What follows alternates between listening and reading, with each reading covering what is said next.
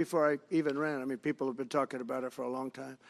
You have approximately 45,000 people there. People really don't even know if Denmark has any legal right to it. But if they do, they should give it up because we need it for national security. That's for the free world. I'm talking about protecting the free world. You look at, you don't even need binoculars. You look outside, you have China ships all over the place. You have Russian ships all over the place. We're not letting that happen. We're not letting it happen. And if Denmark wants to get to a conclusion, but nobody knows if they even have any right, title, or interest. The people are going to probably vote for independence or to come into the United States. But if they did do that, then I would tariff Denmark at a very high level. Have you asked your staff to draw plans for acquisition? I mean, are you actively No, we're pursuing not at that stage, but we have people. I haven't even entered office yet. Secondly, sir, Elon Musk has drawn some criticism and a lot of attention for some of his actions and provocative statements about foreign affairs, including in Europe. Your reaction to that, is that appropriate for... You mean where he likes people that tended to be conservative? I don't know the people. I can say Elon's doing a good job, very smart guy. I don't know the people you're talking about. He was, I know he said some negative things about a couple of people that are running for office, but that's not so unusual. Yes, please. I wanted to ask you about Ukraine and Putin. How soon do you anticipate going to meet with Putin to discuss the Ukraine situation? Well, I can't tell you that, but I know that Putin would like to meet. I don't think it's appropriate that I meet until after the 20th, which I hate, because, you know, every day people are being, many young people are being killed, soldiers. You know, the land is very flat, and hundreds of thousands of soldiers from each, many hundreds of thousands from each side are dead, and they're laying in fields all over the place. Nobody to even collect. There's landmines all over. It's a disaster. But it's very flat. It's great. It's farmland, and it's very, very flat. And the only thing that stops a bullet is the human body. And the human body is stopping a lot of bullets. Within the first 3 to 6 months? I hope to have 6 months.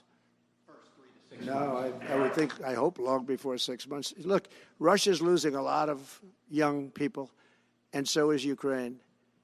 And it should have never been started. That's a war that should have never happened. I guarantee you, if I were president, that war would have never happened. Who would you like to nominate to replace Michael Barr as vice chair of the military board? I'll be announcing somebody. Mr.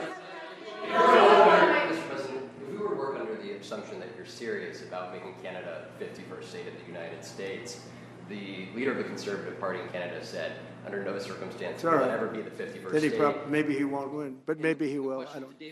You had suggested. Listen, I don't care what he says. But Sir, real fast, you said you were considering military force to acquire Panama and Greenland. Are you also considering military force to annex and acquire Canada? No, economic force, because Canada and the United States, that would really be something. You get rid of that artificially drawn line, and you take a look at what that looks like.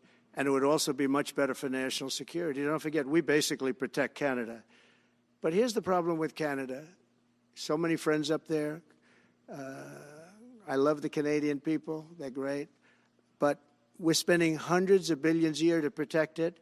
We're spending hundreds of billions a year to take care of Canada.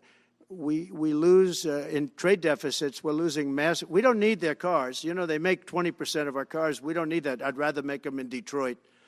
We don't need the cars. We don't need their lumber. We have massive fields of lumber. We don't need their lumber. We have to unrestrict them because stupid people put, you know, restrictions on, but I can do that with an executive order. We don't need anything they have. We don't need their dairy products. We have more than they have. We don't need anything. So why are we losing $200 billion a year and more to protect Canada? And I said that to, as I called him, Governor Trudeau. I said, listen, what would happen if we didn't subsidize you, if we didn't, because we give them a lot of money. We help them. As an example, we're buying icebreakers, and Canada wants to join us in the buying of icebreakers. I said, you know, we don't really want to have a partner in the buying of icebreakers. We don't need a partner. But no right. Nope, no right. Here's what we have. We have a right not to help them with their financial difficulties, because we owe $36 trillion too. We're going to start knocking it out pretty fast, but we're going to be able to do it because of energy and other things. But no right. But why are we supporting a country, $200 billion plus a year? Our military is at their disposal. All of these other things, they should be a state. That's why I told Trudeau when he came down, I said, what would happen if we didn't do it? He said Canada would dissolve. Canada wouldn't be able to function if we didn't take their 20% of our car market. You know, they send us hundreds of thousands of cars. They make a lot of money with that. They send us a lot of other things that we don't need. We don't need their cars, and we don't need the other products. We don't need their milk. We got a lot of milk. We got a lot of everything, and we don't need any of it. So I said to him, well, why are we doing it? He said, I don't really know. He was unable to answer the question, but I can answer it. We're doing it because of habit, and we're doing it because we like our neighbors, and we've been good neighbors, but we can't do it forever, and it's a tremendous amount of money. And why should we have a $200 billion deficit and add on to that many, many other things that we give them in terms of subsidy? And I said, that's okay to have if you're a state. But if you're another country, we don't want to have it. We're not going to have it with European Union either. European Union, we have a trade deficit of $350 billion. They don't take our cars. They don't take our farm product. They don't take anything. And so we're not going to have it with them either. Brian, go ahead. Yes. Happy New Year, by the way. Thank you. We have some breaking news. You may not be aware of this, but it looks like Canon has blocked the DOJ from releasing the Smith's report until further court proceedings. Get your thoughts on that. Wow, that's a big story. Yeah. So if I get it right, the fake witch hunt started by the DOJ having to do with books and records, and Biden had many more, and he wasn't protected by the Presidential Records Act, I was. But all of that fake stuff that took the lives of people, I mean, literally destroyed people. People are destroyed because of what they did, destroyed. But we got to be president.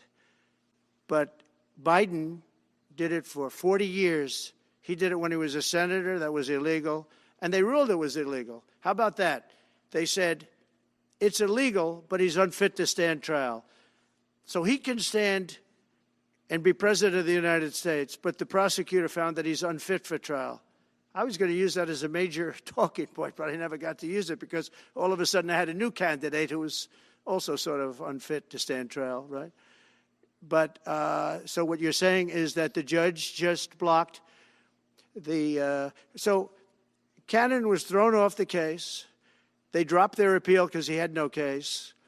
They dropped all of that, the lawsuits against us. They lost the lawsuit. So this is deranged Jack Smith. So he dropped the lawsuits. He was told to by the DOJ because they had no lawsuit. They lost in court in front of a very strong and a very brilliant judge. They lost in court, and that pertained to other cases in other courts. So he wanted to do a report just before I take office, probably. So he'll do like a 500-page report, and it'll be a fake report just like the investigation was a fake investigation. And I said, well, wait a minute. This guy was thrown off in disgrace. In disgrace. He's going back to The Hague or wherever they're going to send him. In disgrace. Because he failed so badly.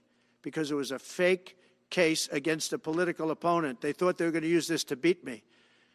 So what you're saying is, I'm just hearing that they're not allowed to issue the report. So if they're not allowed to issue the report, that's the way it should be.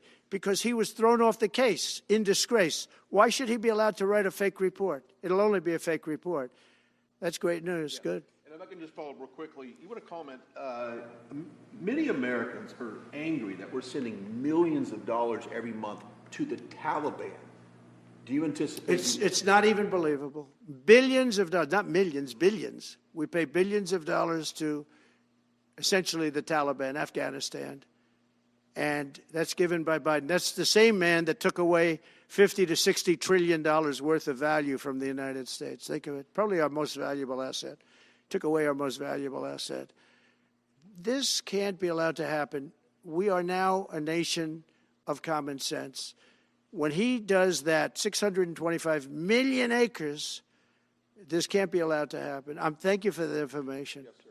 Most other people probably knew about it, but they wouldn't have told me, right? Mr. President, on the campaign trail, you vowed to bring down the prices at grocery stores very fast. Yeah, we won't but do it then fast. you recently told Time Magazine that bringing down prices would be very hard. So what can the American people expect when you get into office? It's always When hard to can they bring go to down the prices when grocery somebody store else has screwed something up like they did. But we'll bring them down. We'll get them down.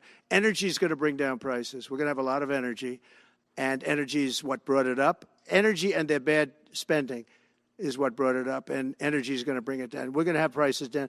I think you're going to see some pretty drastic price reductions. As an example, food, bacon, ham, apples, everything has gone through the roof. It's one of the reasons I won.